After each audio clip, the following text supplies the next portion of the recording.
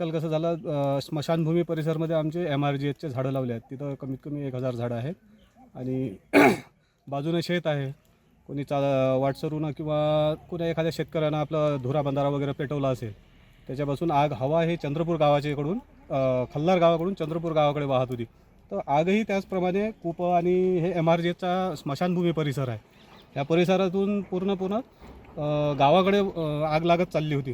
त्याच्यात काय झालं, मी सर्वप्रथम आमच्या गावचे सरपंच डॉक्टर चंचल गजबे यांना फोनद्वारे माहिती दिली.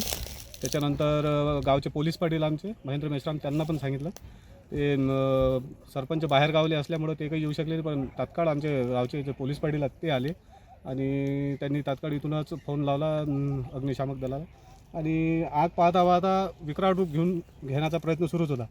त्याच्यातच गावाच्या जे काही नागरिक आहे, विजू मावरे झाले, अक्षय डहाट झाले, खूप लोक आहे आणि MRGHचे काही आमचे मजूर आहेत, त्यांनी सर्व मिळून आपण पाहतच आहे पाईप टाकला आहे आणि ही सांडपाणी आहे. गावचं जे सांडपाणी आहे तिथं मोठा एक विहीर केली आहे. त्या विहिरीतून पाणी आम्ही गावाचं साठवण्याचं पाणी, त्यामुळे आम्ही आग विझवत आहोत आणि 100% तरी 90% आम्ही आग आटोक्यात आली, जेणेकरून चंद्रपूर या गावाकडे ह्या आग जाणार नाही. मी पोलीस पाटील चंद्रपूर.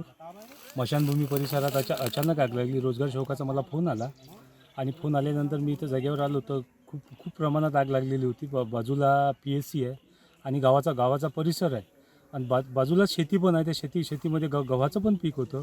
तरी रोजगार शौक आणि ते कामावरचे मजूर आणि आम्ही गावकरी मिळून आम्ही ते आग आटोक्यात आणण्याचे प्रयत्न केले. आगीबाबत आम्ही माहिती पोलीस स्टेशनला पण दिली, तहसील डिपार्टमेंटला पण दिली, अग्निशामक दलाला पण फोन केला, पण त्या दर्यापूरला आग लागल्यानं गाडी आतापर्यंत तरी 1 तास झाला तरी गाडी पण आलेली नाही आहे.